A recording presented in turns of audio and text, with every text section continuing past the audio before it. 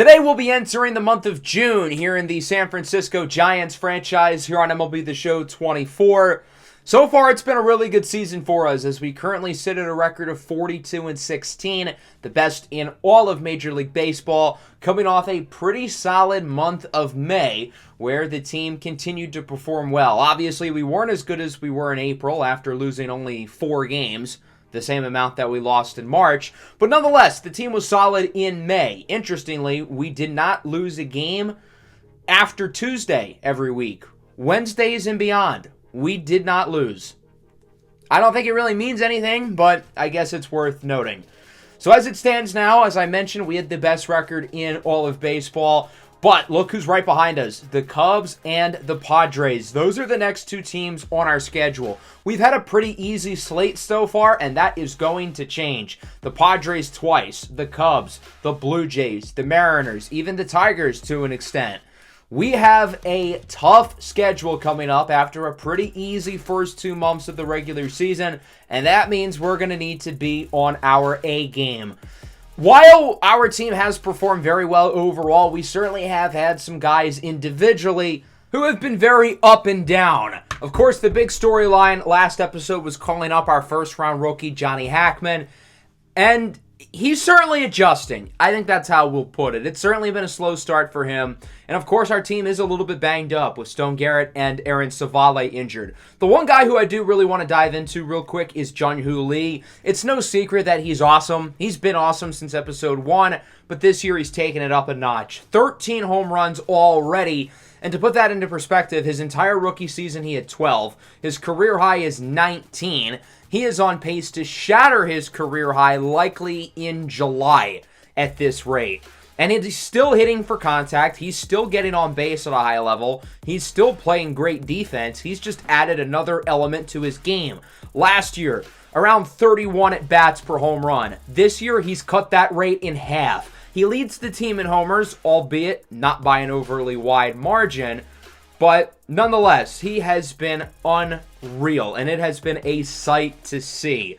I don't know if he's going to keep this power pace going, but he is a 5-tool player. There's nothing he can't do. He hits for contact, he hits for power, he gets on base, he plays defense, he's got a good arm, he's fast. And overall, despite the fact that individually we've got some guys who have been inconsistent, the team numbers offensively have been really good. It is a well-rounded unit. We've got a lot of guys who have been pretty good for the most part, but we are towards the bottom in terms of strikeouts. But otherwise, our offense is ranked towards the top in pretty much everything. The pitching has also been a mixed bag. Our rotation has taken a step down from last year, which was to be expected, but the emergence of Carson Whisenhunt has been really fun to see. With Aaron Savale injured, Whisenhunt has taken his spot in the rotation. He was really good out of the bullpen as a long reliever, and in his 3 starts, he's been really good. In the one game that we pitched with him in the last episode, he didn't look too good, but in his other 2 starts, he's thrown 15 innings and has allowed 1 run. The bullpen has been very solid for the most part. Jojo Romero has not allowed a run all year. Camilo Doval just allowed his first 2 runs of the season. He's 22 of 23 in save opportunities. Our bullpen was our weakness last year, and it ultimately bit us in the rear end down the stretch. But this year, the bullpen is a lot more consistent. And it's weird because we don't have any complete games, and we're tied for last in shutouts. I think that shows that we've been very dependent on our bullpen this year, and they have come through. Overall, the staff is first in hits allowed, 3rd in runs allowed, 3rd in earned runs allowed, 3rd in home runs allowed. Common theme here, 7th in walks allowed. And then in terms of strikeouts, we are 3rd as well. We are in the top 3 in everything other than walks. Now, defensively, it hasn't been great. We are at the bottom in terms of fielding percentage and errors, which is a concern because I've built this team to be good defensively. I don't know why this team is still so bad in the field. We may never be a good defensive team at this rate, but otherwise, it's been a great 2 months. Everything is clicking, and hopefully that will continue. But it's going to be a challenge here coming into the month of June because, again, as I mentioned, for the first time this year, we have a really hard schedule. Multiple series in a row against really good teams. 7 games against San Diego this month.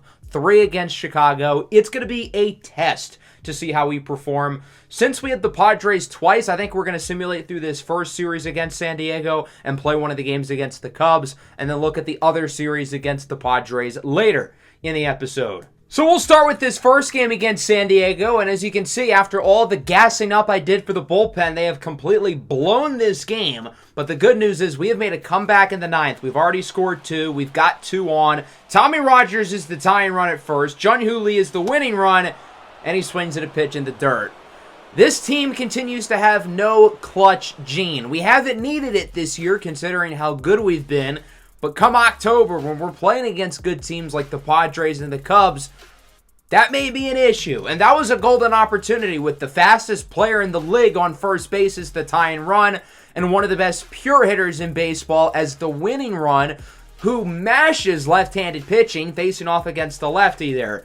Not a great game, though, from the offense. It's hard to win when you get out-hit 13-5. Nobody really stood out at the plate. Unfortunately, we wasted a really strong Mason Miller start. It was John Schreiber who really blew the game for us. His record drops to 9-2.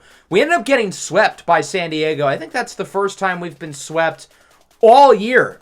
So just like that, the Padres are within a couple games of us now in the division, and this includes a 13-5 loss. The offense, again, was mediocre. The defense was bad with 2 more errors, and Tristan McKenzie was a disaster. The McKenzie experiment is failing quickly. He has had a rough 2 months. If we're looking for a bright side, Jun-Hoo Lee homered again in this game, and then he homered once more in the final game.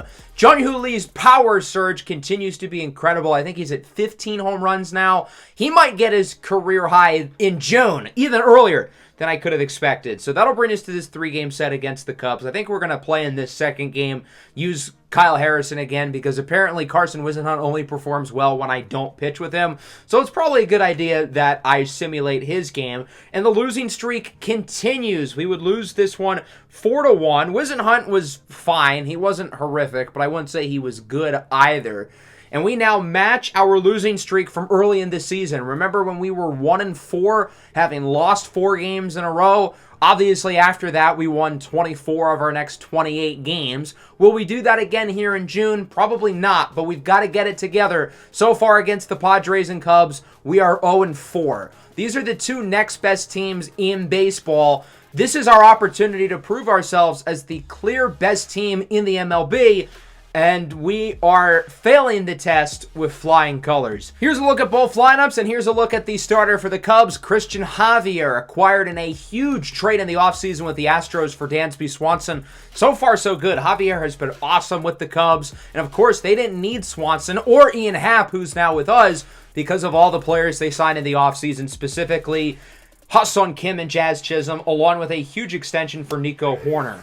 J.P. Crawford strikes out on the fastball, and Javier retires the side. 3 up, 3 down as we take a look at Kyle Harrison. The last time he was here at Wrigley was Game 3 of the NLDS last year against the Cubs.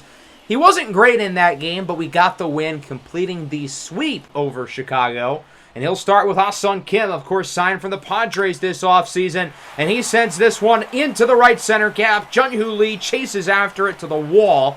But Ha-Seong Kim makes it to second with a leadoff double. And the Cubs already have a runner in scoring position, his 17th double of the year. So with all the big-time infielders the Cubs have signed, fittingly, Isaiah Kiner-Falefa is not only starting for them, but he's hitting .336. But he goes down there on the curveball. That'll bring up Nico Hoerner, who signed a huge extension in the offseason, and he strikes out as well. Lourdes Gurriel Jr. now up for Chicago, and this one is belted into right. This ball goes off the wall, and Kim will score with no problem. The throw to the second from Kyler Rodriguez is a little bit offline, and the Chicago Cubs are on the board here in the first inning as they lead it 1-0. That'll bring up Seiya Suzuki, another guy having a great year, .316, lines it to first. But Munetaka Murakami, his fellow Japanese countryman, comes down with it as the Cubs do strike first. They lead 1-0, and we move into the second. Blake Sabol having a terrific year. His potential has moved up to an A for what it's worth, and he gets the first hit of the afternoon for San Francisco, a single into center. So with nobody out, the Giants get a base runner and a nice opportunity to do some damage.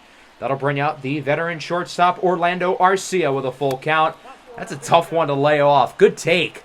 It goes for ball 4, and now the Giants have 2 on with only 1 out, as that'll bring up Kyler Rodriguez, who's continued to have a solid season. puts it on the ground because of course he does. And the Cubs will not turn two. He's safe. Great hustle by Kyler Rodriguez, showing off his speed, keeping the inning alive. And that'll give Zach DeZenzo, who really played well in the postseason last year against the Cubs, an opportunity to tie this game. And it looks like he will not. Pops it up behind the plate. Miguel Amaya will make the play, and the Cubs get out of the inning. Javier lets up the two runners, but neither of them are able to score as it remains 1-0, and we move into the bottom of the second inning. We'll start things off with Andrew Vaughn, acquired via trade last year from the White Sox, and this one is crushed into center. Lee at the track, at the wall, it is caught! Good play there by Jun-Hoo Lee, ranging up to make that grab. Lee getting the start at center today. We're playing Tommy Rogers at DH. We're trying some things out with Tommy, who's been struggling as of recent. Jazz Chisholm now rips this one into the gap. That should go for extras here with two away. Jazz, of course, joined Ha-Seong Kim as former Padres, having signed here with the Chicago Cubs. Obviously, the Padres haven't really missed a beat. As Miguel Amaya rips it up the middle for a single. Jazz will score. And the Cubs lead it 2-0.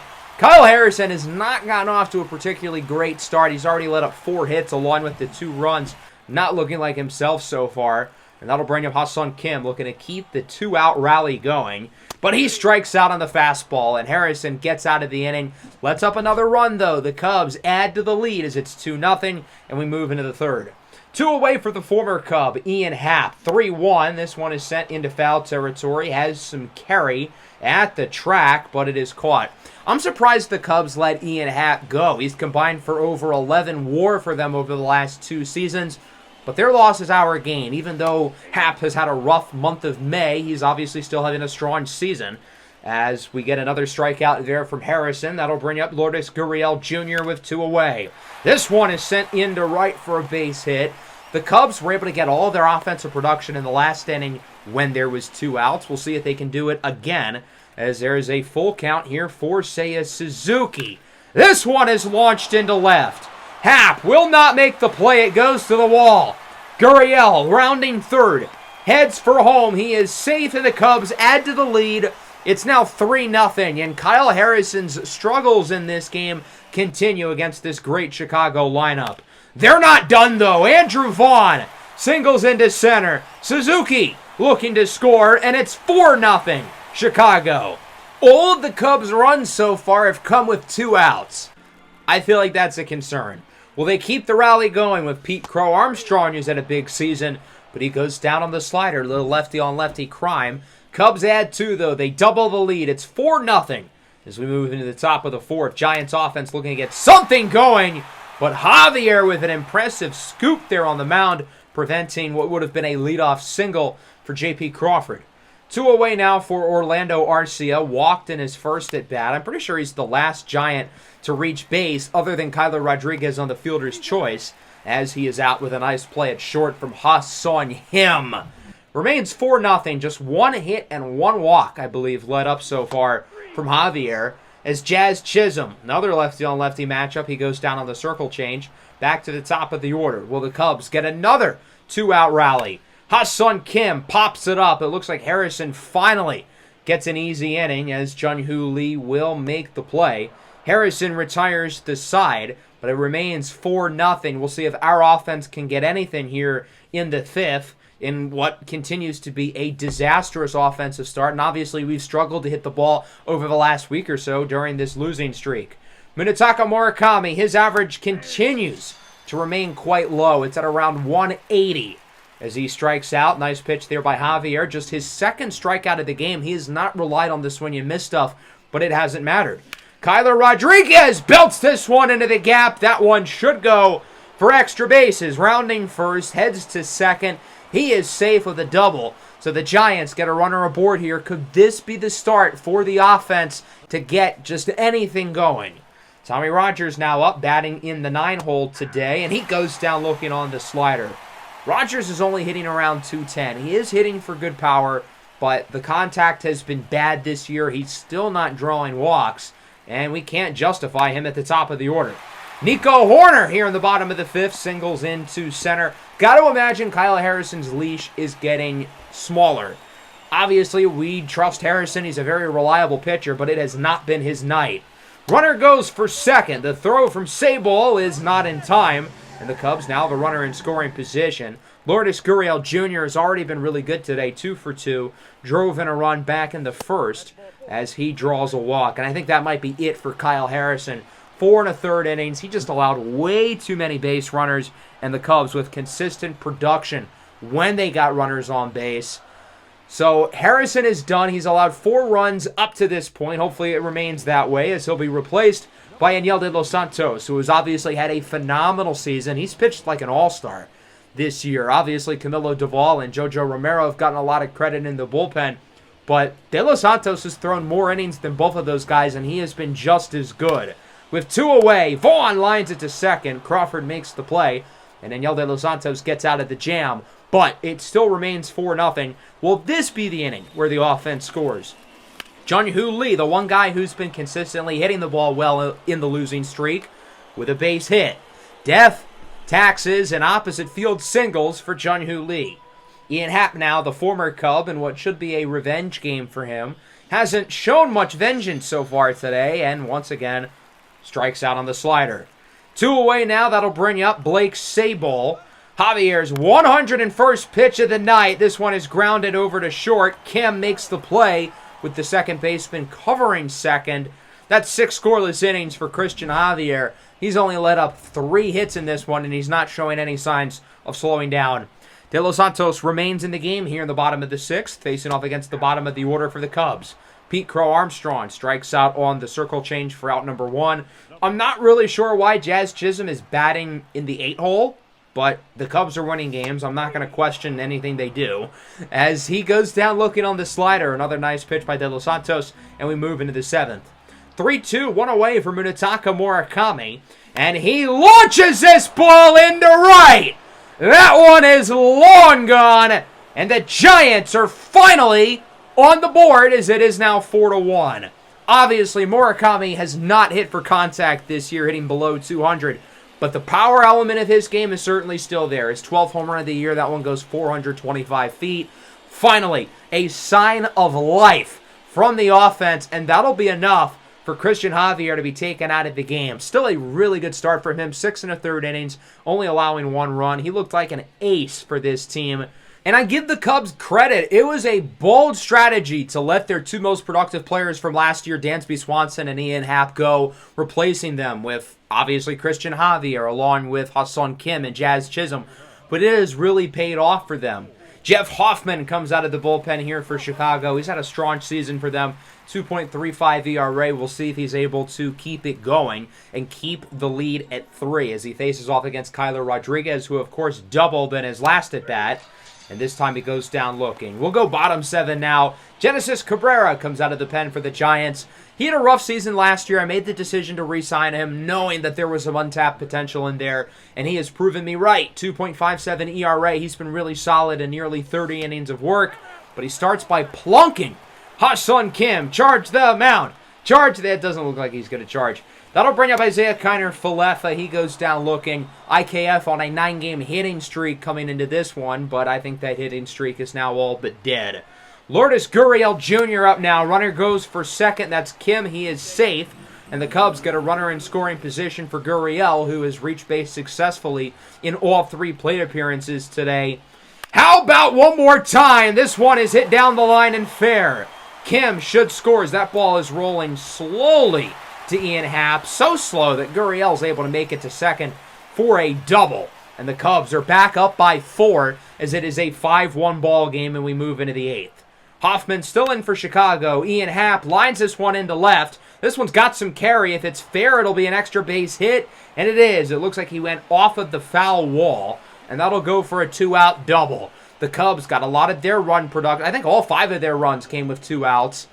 Maybe we can do the same here? 2-out rally incoming. J.P. Crawford up. Count is full. And he hits this one sharply to first. What a play by Vaughn. Flips it over to Hoffman to get the out.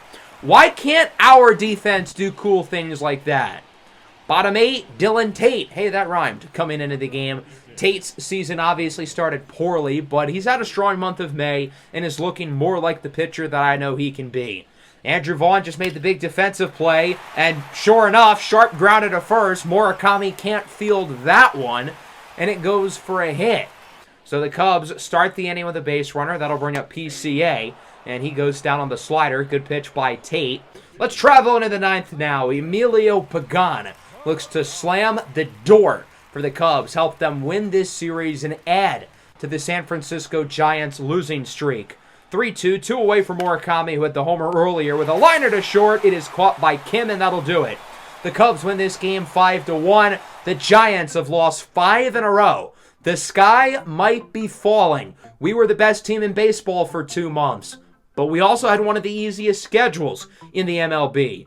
Now all of a sudden we have the real schedule, and we forget how to play baseball. Rough day in the office for the offense. 1 run, 5 hits. Just not enough. We didn't get enough guys on base. We didn't hit the ball hard enough. That's not how you win games. Kyle Harrison was not particularly good. I will say the bullpen had another strong outing, but it's not going to matter when the starter allows 4 runs in 4 innings, and the offense is a complete train wreck. Back-to-back series losses, and we've got to avoid back-to-back series sweeps here in this last game. Lucky for us, the Padres have struggled since starting their series. They have not been able to overtake us in the division, and the lead there remains tied. So after this Cubs series, it doesn't get much easier. 3 on the road in Toronto. The Blue Jays are one of the better teams in the American League. And then the Angels are not so good, and the White Sox they're feisty. I wouldn't say they're good, but they're a challenge. Nonetheless, it's going to be a hard set of games here against the Cubs and the Blue Jays. And look at this matchup against the Cubs. Top of the 8th, 1 out. The bases are loaded. That can't be good. And sure enough, Patrick Bailey puts it on the ground. Now, the Cubs are only going to go for the 1 out. They didn't think they could turn the double play. We handed them a double play on a silver platter there, but the Cubs are not going to let us shoot ourselves in the foot. And because of that, we'll get another opportunity. And we're going to bring up Blake Sabol here, 99 clutch rating, one of the best hitters on the team, and the Cubs want nothing to do with him. He will be intentionally walked, and I can't really say I blame them for this decision, because now this comes down to the rookie Johnny Hackman, who goes down on the 100-mile-an-hour fastball. He looked a little overwhelmed in that at bat. Pete Fairbanks was pumping 100 past him, and that ends up being the difference.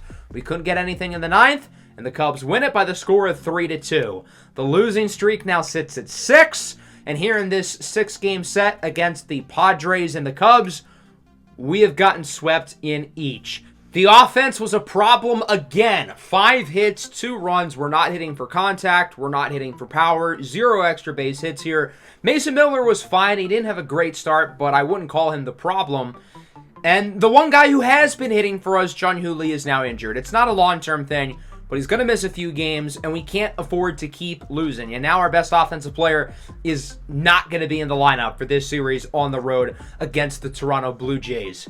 So sure enough, we would lose the first game against the Jays. Our struggles continue. The losing streak now sits at 7. This game is tied at 3 into the 8th, and would you look at that, the bases are loaded. This cannot end well, right? Kyler Rodriguez lines it into center. That one is caught. We're going to send the runner, and he will be safe.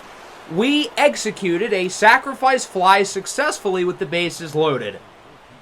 I'll take that. If we get 1 run this inning, it's a success. Patrick Bailey is now up, and he sends this one into the opposite field, and that's going to drop. With the bases loaded, we end up scoring 2 runs. It's a miracle. We did it. And the runner is thrown out at third. We can't have too many nice things. Sure enough, the Blue Jays would score 2 runs in the bottom of the 8th from Geraldo and Perez. And we're back to square one. The game is tied at 5. We've got 2 on here in the 9th, though, and 2 outs. Another opportunity to take the lead. Ian Happ is up. He's had a rough one, 0 for 4. But he hits it up the middle, off of Mason Englert's leg. And he is safe at first. An infield single. Oh my God, the bases are loaded. It worked last time. Can we do it again? There is no way that we successfully score some runs with the bases loaded in back-to-back innings, right? It'll be Tommy Rogers who gets the at-bat, even at 2-2. And he sends this one up into left center field. And that one is caught. Had we been successful in back-to-back innings with the bases loaded, I think hell would have blown over or something. Sure enough, Eloy Jimenez walks it off in the bottom of the ninth with an RBI single, and the losing streak is now at 8.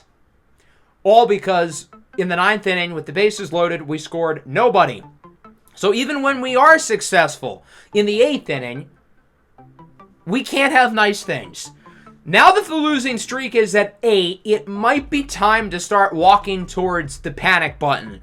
This team has been abysmal so far in this episode. We're finally playing against some real teams, and we look like we don't belong. Now, the good news is, I think it's fair to say the losing streak will be snapped in this next game. Heliot Ramos, as you can see, 2 for 2, 2 home runs, 6 RBIs. Blake Sabol, meanwhile, has a 10-game hitting streak on the line against Michael Kelly. This one is sent into the opposite field, and it will be caught. But given that it's the first out at the top of the 7th, I think he'll get another at-bat. And it looks like he will here in the top of the 9th. We add to the lead with a solo home run by J.P. Crawford. That's his second home run of the ball game. Sabol sends this one in the opposite field again, exactly like the last at-bat. It is caught.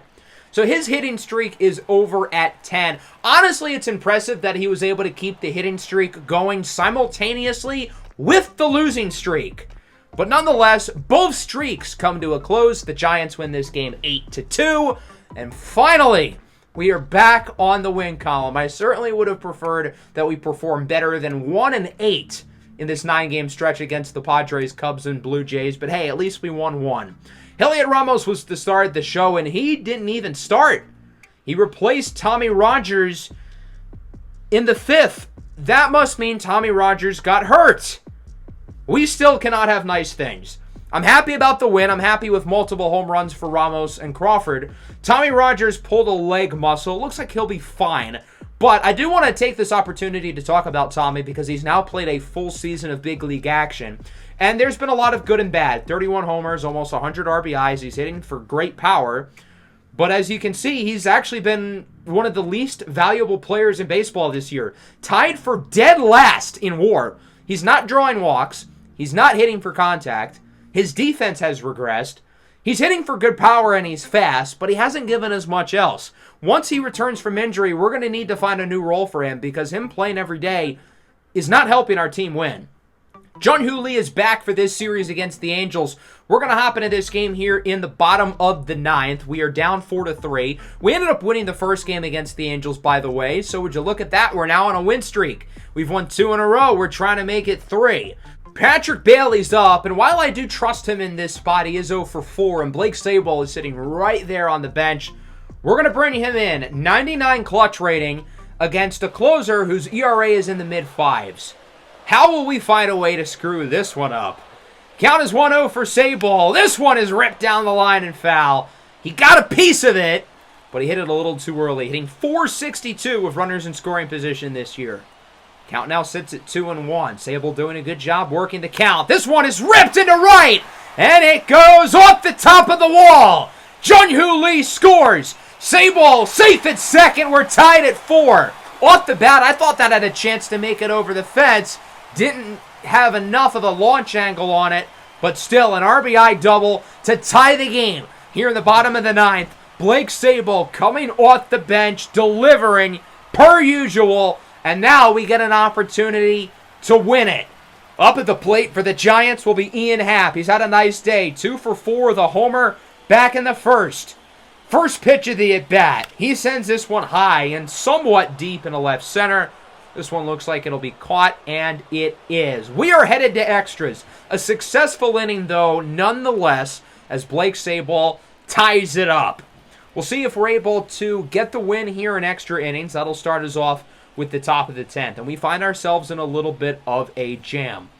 John Schreiber has led up a pair of runners and a huge at-bat here for the former first-round pick Stephen Kuo, who was drafted by the Padres a couple years ago. This was a prospect we were very high on. Traded to the Angels for Tommy Edman. The Angels have some really intriguing long-term young pieces. They just happen to be completely abysmal right now. As Kuo is behind 1-2, and he goes down on the circle change. Nice pitch there by Schreiber. We'll see if he can get out of the inning, not allowing any runs. It's Alex Verdugo up for L.A. And this one is hit into left. The Angels take the lead. It's 5-4. So Verdugo comes up big. The Angels are back ahead And we're going to make a pitching change. High leverage man comes into the game, James Karinchak. He hasn't performed well, though, 7.36 ERA, and he'll face off against the former first-round pick, Nolan Shanuel, who's behind 0-2. Grounds it over to short. Arcia, the throw to first, is in time. That inning could have gone worse. The Angels get one, but only one, and we'll see if we can respond here in the bottom of the 10th. Ian Happ is at second, is the tying run, and the winning run is up. Jose Soriano remains in the game. He blew the save, and now he's looking to get the save. We'll start with Murakami. First pitch up the middle. Grounder to short. Runner advances to third, though. Not a bad at bat because Ian Happ is now 90 feet away from home. And if this ball is hit somewhat well, he should score. Problem is, it wasn't hit very well. Crawford with a ground out to first. Happ has to stay at third. And now this game comes down to the bat of Orlando Arcia, who is 0 for 4 tonight. First pitch of the at-bat on its way from Soriano. And this one is hit up the middle. It will drop for a hit. Run scores, and we're tied at 5.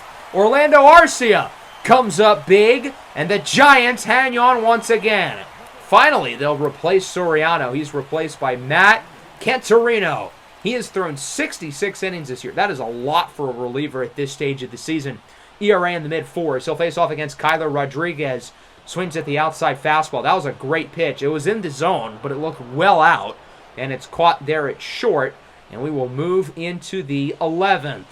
Nolan Shanuel has made it to third. 2 outs for Logan O'Hoppe. Can James Karinchak deliver? O'Hoppe with 2 hits, 3-2, draws a walk, and now there's runners on the corners. I don't trust James Karinchak to get this last out. I do trust Jojo Romero. He has not allowed any earned runs this year. Can the lefty come up big again? He'll face off against Miguel Vargas, who was part of the 3-team Mike Trout deal with the Dodgers. And that's going to go for a base hit. The Angels take the lead back again, as it's now 6-5. It gets by the diving glove of the third baseman. I think that's DeZenzo. Adrian Plasencia now lines it nicely into left. Hackman makes the play. So again, the Angels get one. Could have been worse, but now our offense has some damage control to do. Bottom of the 11th, 1 out. I'm not sure why they brought us in with 1 out instead of none, but okay. Kyler Rodriguez is at second, one of our faster players, and Johnny Hackman is up to the plate. Hackman with a hanging pitch. He sends it into left. Kyler rounding third.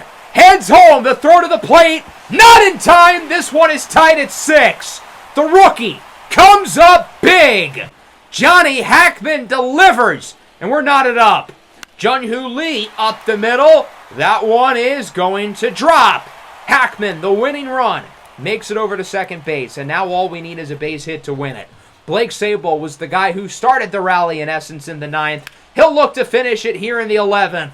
Flies it into center. It's caught by Kuo, and with 2 outs, we will send the runner. The throw to third is not in time. I know it's a little bit risky, but if this ball is hit somewhat weakly into play, and the runner, that being Ian Happ, is safe at first, we would win the game. So Happ is up. He's already ahead in the count, 2-0, with the winning run at third. And now he's ahead 3-0. So we're going to let him take this next pitch. Maybe he'll swing if it's perfect, but otherwise, he'll look to potentially draw a walk and load the bases for Murakami. That pitch down the middle goes for strike 1, and now the green light returns for Happ. A walk wouldn't really do him that much good, though, with the winning run at third. Nonetheless, Happ sends it up the middle. That one will drop. Kuo cannot make the play, and the Giants walk it off.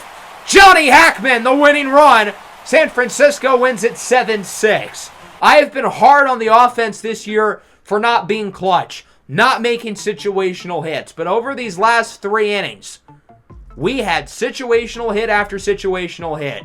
Blake Sabol in the 9th. Orlando Arcia in the 10th. And then Johnny Hackman in the 11th, followed by the walk-off from Ian Happ. Really, really impressive win. I get that it's the Angels. I get they're not very good. But that was a gritty team win for the Giants. Tommy Rogers is back healthy, but he will not be an everyday player for us. I'm going to try to platoon him, and when he does play, he's going to hit towards the bottom of the order. Right now, he's just not an asset for us at the top. He doesn't get on base enough. We ended up winning the last game against the Angels, so we sweep them. but we would lose the first game against the White Sox. Now here in this second game, look at all this offense. It's 9-8. J.P. Crawford going for his third home run. He won't get it, but he does get his third hit, a single down the line in right field. What a day for Crawford. What a day for the offense as a whole. The offense has performed well over these last few games after their struggles during the losing streak. Now we're tied at 9, though, with an RBI double for Nick Castellanos. Crawford gets another opportunity here in the top of the ninth with 2 away, nobody on. And we'll see if he can get his third home run here to put the Giants ahead and in the double digits. Behind, though, 0-2. And he swings and misses at the fastball. The White Sox get out of the inning, but the Giants would win the game. Munetaka Murakami with a walk-off single in the bottom of the 10th to get the job done. A huge display of offense. Max Kepler homered for the White Sox, his 8th of the year, the former Giant, having a solid season, it looks like, in Chicago. Big day for us at the plate. Crawford, obviously, with the 2 homers. Johnny Hackman, finally with his first big league home run. We've been waiting for it. Carson Whisenhunt with an okay start. Bullpen, not too great, but luckily, we still end up getting the win. A rare blown save there from Camilo Doval. Here in this last game against the White Sox, both offenses are right back at it. We are up 8-6 in the 7th. Jung-Hoo Lee is looking for his third home run of the game. He doesn't get it. Rips it to third, where it is caught by Corey Lee. Another win, though, for the Giants. It's 8-7. Samuel Basallo went deep late for the White Sox, but it won't be enough. We take 2 of 3 against Chicago, and after our 8-game losing streak, we since have won 6 of our last 7 games. Albeit, we're beating up on not-so-good teams again. But hey, a win is a win. Jung-Hoo Lee now has 18 home runs this year. Ian Happ went deep twice as well, by the way. But for Lee, he is now 1 home run away from tying his career high. And we are in the middle of June. So now we've got some momentum. That means we need some bad news, right? Kyle Harrison, broken arm, 60-day injured list. That's not good. Obviously, Kyle Harrison hasn't been fantastic this year, not as good as he was a year ago, but he's still a very reliable and solid starter for us. Now, the good news is Aaron Savale is just about healthy. I think he's probably going to miss one more start, so that means we're going to need to likely bring somebody up from the minors. I thought about having Scott Rios come up, given that it's just one start, and then he would go back down to AAA. But with how well Hayden Birdsong has performed, I feel like we would be doing him a disservice if we did not call him up. He has been fantastic this year in AAA. And again, the plan is he's going to play 1 game. He's going to go right back down. But he deserves an opportunity with how well he has performed this year. So he's going to play in one of these matchups against San Diego. I would have originally played the matchup with Roki Sasaki, but he is not on the slate for this 4-game series. So obviously, we're going to look at the matchup with Hayden Birdsong. But nonetheless, an impressive stretch here for our team. We've won 6 of our last 7. The Padres are playing well too, though. We are tied for first place in the division with a 4-game series in San Diego, and we would end up winning the first game 7-3. We're already off to a good start. The offense was good. The bullpen was fantastic, and we are now a game ahead of them in the division, bringing us into this second matchup. Hayden Birdsong, the 25-year-old righty from Eastern Illinois, will be making his big league debut. Birdsong was one of the highly regarded prospects for this team coming into this series. In real life, he made his debut during the 2024 season. So obviously his development track has been a little bit slower within the series, given that we're now in 2027. And I feel like he has been a little bit disappointing. But this season he has been excellent. Again, ERA barely at 2, 82 strikeouts in 82 innings, only 35 walks, whip at around 1.2. He's been awesome. It's a little unfortunate that he's going to go right back down to the minors probably, but if he can set a good first impression in this matchup, maybe we'll look to have him back up at the big league level sooner rather than later. The game did not show us the graphic for Joe Musgrove, but it is Joe Musgrove getting the start for San Diego. The solid righty has had a solid season for them. Nothing spectacular, but not bad. Jung-Hoo Lee leading off. He will go back to being the permanent leadoff hitter. Going forward, what a play there at short. Willy Adames for the first out of the inning. Of course, as we know, the Padres are a team full of shortstops. Willy Adames just happens to be the one who's actually playing there. Ian Happ now up here for San Francisco, 2-1. This one is grounded over to second. Bogarts makes the play. Throw to first is in time.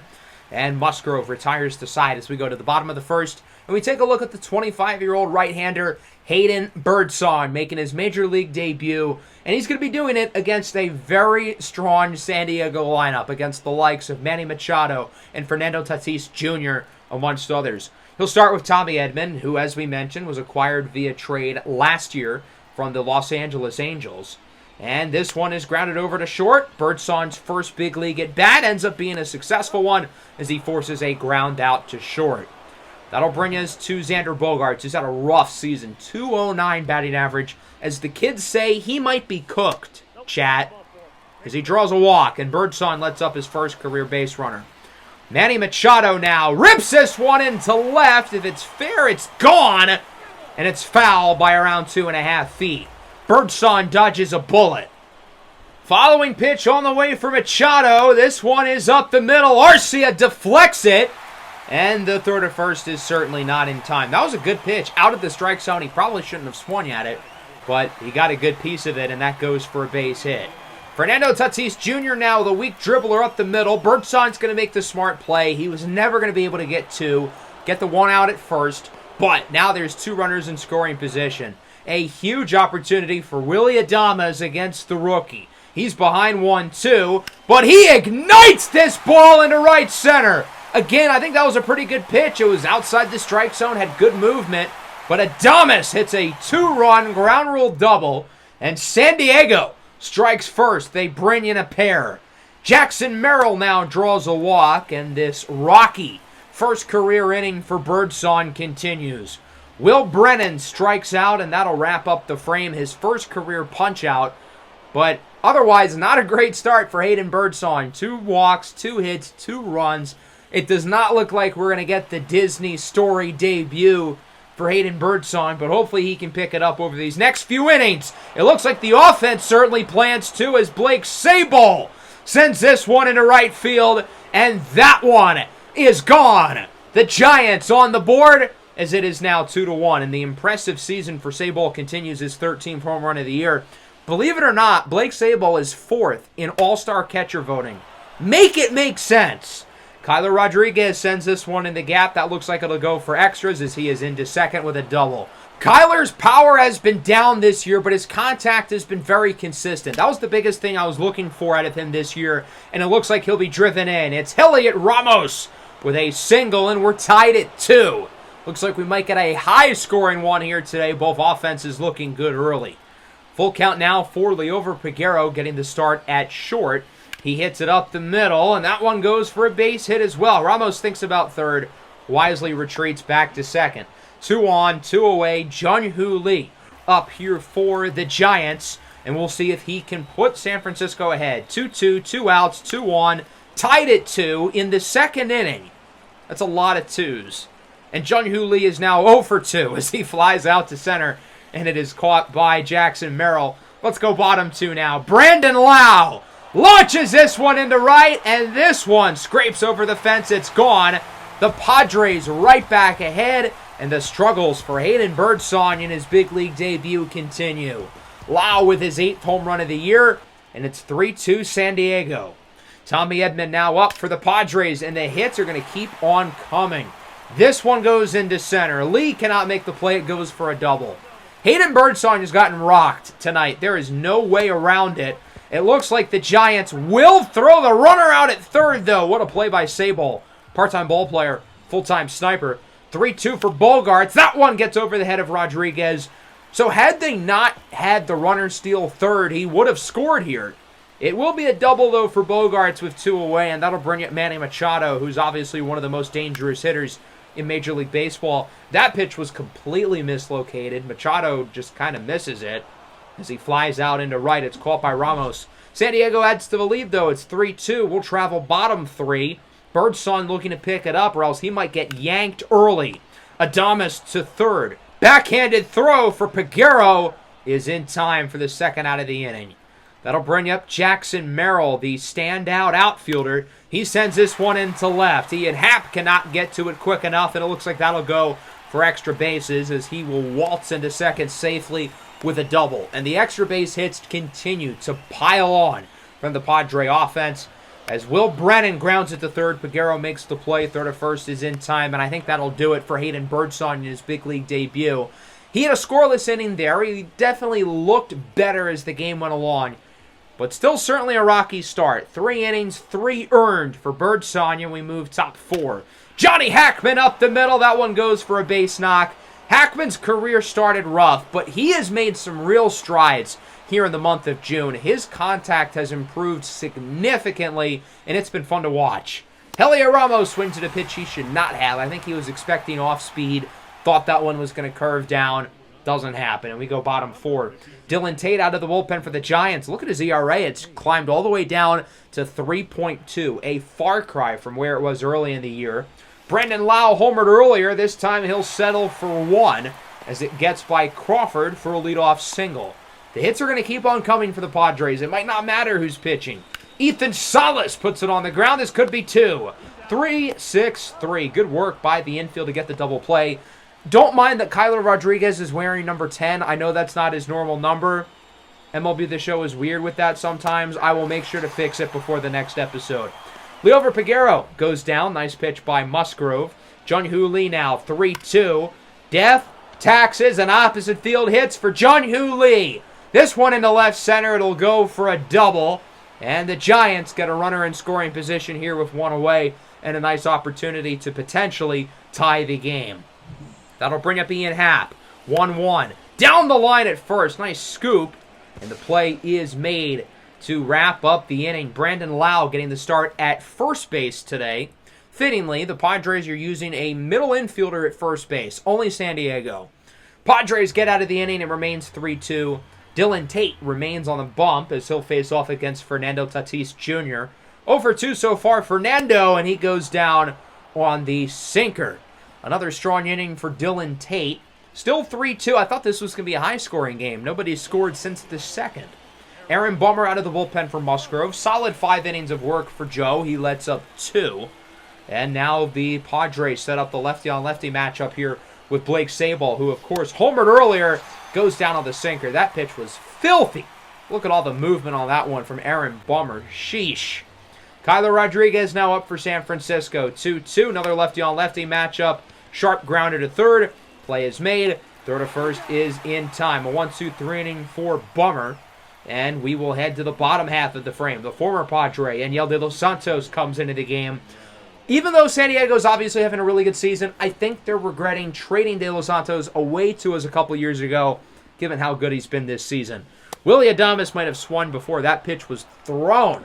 That was way too early. Timed that one horribly for out number 1. Will Brennan now up for San Diego. Count is even. This one is flown high and pretty deep into center. Jung-Hoo Lee chases after it at the warning track, and he comes down with it. Both offenses still have gone silent since their hot starts. It remains 3-2, and we move into the 7th. Robert Suarez comes into the game for the Padres. He's had a great season in 40 innings, 1.77 ERA. Peguero up the middle for a 2-out single. Suarez is unable to scoop that one. And so the speedster, Peguero, is aboard. Top of the order due up. And they're going to make a pitching change, bringing in the lefty Yuki Matsui, who's also been really good this year, 1.88 ERA. I don't really get this decision, though, because Jung-Hoo Lee is better against lefties, but he strikes out. So I guess it worked out. That'll bring us to the bottom half of the frame. Remains 3-2, and it'll be John Schreiber who comes into relief for the Giants. San Francisco's using pretty much all their best relievers today. That shows that they certainly have faith in winning this game. I would have had Fernando Molina come in a little bit earlier, probably in the 4th inning, but he was a little bit gassed, so that's another reason. Brandon Lau, who's had a big start, strikes out on the sinker. Good pitch by Schreiber. That'll bring up Ethan Salas, the talented young backstop. As this one is put on the ground, RCL looks to make the play, and he does for the second out of the inning. Good defense there by Orlando Arcia. Back to the top. Tommy Edman up here for the Padres. 2-2. Hits it to first. Kyler Rodriguez fields it cleanly. Tags the base. 1-2-3 inning for Schreiber. And it remains 3-2 as we move into the 8th. Out of the bullpen for the Padres will be Tom Cosgrove. The lefty has an ERA at 4.5 in 12 innings. I don't know why he's the setup man, but Suarez and Matsui aren't. But again, the Padres are really good. I'll let them do what they want because they're winning games. J.P. Crawford starts the inning, though, with a base hit. Lefty-on-lefty matchup. Crawford takes the better of that one. And San Francisco gets the tying run aboard to start the inning. Great opportunity to do some damage here. That'll bring up Ian Happ, hitting from the right side of the plate here. 2-2. Swing and a miss on the changeup. That pitch came in slowly, but it was outside enough to where Happ was kind of baited into it, and it worked. Patrick Bailey comes off the bench for Blake Sabol, again with the left-handed pitcher on the mound, and he does nothing with his pinch hit opportunity. Pops up to short. Adames makes the play, and that'll bring up Orlando Arcia. 2-1 on its way for Arcia. This one is hit well to short. Adames flips it over to second, and we still have not scored since the second inning. It remains 3-2. We're going to roll with Schreiber in this frame. 2-2, 2 away. Tatis goes down looking. Still no score change since the second inning. Into the ninth now, it's closing time for the lefty Alex Vesia. A lot of really good lefties in their bullpen, and that doesn't match up well for a team like us who has a lot of left-handed hitting. If we do play San Diego in a playoff series, that'll certainly be something to monitor. Vesia has had a strong season, 19 of 22 in save opportunities, ERA below 2. And we will bring in a lefty off the bench. It's Murakami. This one is high and deep in the left center. At the track, at the wall, it's caught. I thought that might have had enough carry. Unfortunately, not quite. Murakami frustrated with himself for out number 1. Johnny Hackman up the middle, base hit. And the emergence of the rookie Hackman continues. His second base knock of the game. He was barely hitting 200 coming into the month. Now he's hitting close to 250. And this is where we're going to bring in Tommy Rogers. Hackman is pretty fast, but Rogers is faster. One of the advantages of having Rogers on the bench is we can use him as a pinch runner whenever we want. Obviously, we'd rather him be a good position player, but he still is certainly useful for us as Heliot Ramos goes down looking. Game comes down to Peguero. This one is lined to third. What a play by Machado. Padres win it 3-2. With Rogers already going for second, if that ball gets by Manny, there's a real shot Rogers could have scored. It would have been close, but there's a chance. Wow, what an athletic play by Manny Machado. I did not know he could still do that at the age of like 33, 34 at this point. Not a great day for the offense. Again, 2 runs, 9 hits, nothing after the second. Rough start for Hayden Birdsong, 3 innings, 3 earned. Bullpen did a really good job, though, but unfortunately, to no avail. Again, when the starter doesn't do good and the lineup doesn't do good, there's not a whole lot you can ask for out of your bullpen. So another loss here to San Diego. We are now 1-4 against them this year. And once again, we are tied in the division, still with 2 more games left to go in this series with Logan Webb and Carson Whisenhunt on the mound. We'll see if we can rebound. Following that, we've got 2 against Seattle, 3 on the road against Detroit, 3 on the road against Colorado. Not going to be an easy stretch, I feel like. The Mariners and Tigers are tough. The Rockies have improved. Aaron Savale is back healthy, so Hayden Birdsong, as I mentioned, will be going right back down to AAA. We'll top into this game here against San Diego. 2-1, top of the ninth, nobody out, and Orlando Arcia is up. Vesia looking for the save. Arcia bloops it in the left for a base hit, and with that, the tying run is at second. The winning run is aboard. And again, it's nice having a guy like Tommy Rogers on the bench because we're going to plop him over at first base. Johnny Hackman now up. Once again, 1 for 3. Base hit in his last at-bat. But he strikes out on the slider. Big pitch from Vesia. And this game comes down to the final out. Kyler Rodriguez. Lefty on lefty. First pitch. Crushes it into left center. That one will drop. It's off the wall. 1 run scores. I don't know why the runners hesitated, though. We could have got Tommy across if everybody didn't stop. I'm happy that we kept the game alive. I'm happy that we actually got a clutch hit for once. But we could have gotten 2 runs there. That would have given us the lead. And with Camilo Doval basically being automatic, we would have had the game won. But instead, it's tied at 2. San Diego goes to Aaron Bummer. We go to Patrick Bailey off the bench. And Bailey says, night-night. 3-run shot for Patrick Bailey. Flips the bat. And it's 5-2. San Francisco, his 8th home run of the year. That ties a career high. What a play off the bench for Patrick Bailey. Jung-Hoo Lee goes down looking. That pitch was right down the middle. But it doesn't really matter. The Bailey home run won us the game. No way Camilo Doval's allowing 3. He hasn't let up 3 all year. And sure enough, we do get the job done, winning this one 5-2.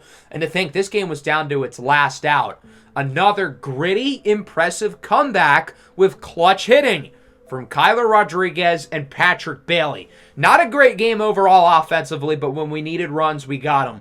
Logan Webb with a good start. Bullpen shuts the door. Really good game pitching-wise. 2 runs on just 8 hits for San Diego. And with that, we take the lead back in the division, and it gets better. We won the last game as well, 8-4. We take 3 on the road against the Padres and are up by 2 games. That brings us to this one against the Tigers. So we ended up getting swept by the Mariners, and we also lost the first game against Detroit. So since our big series against San Diego, we are 0-3, but that should change here. Munetaka Murakami driving in a run off of the double.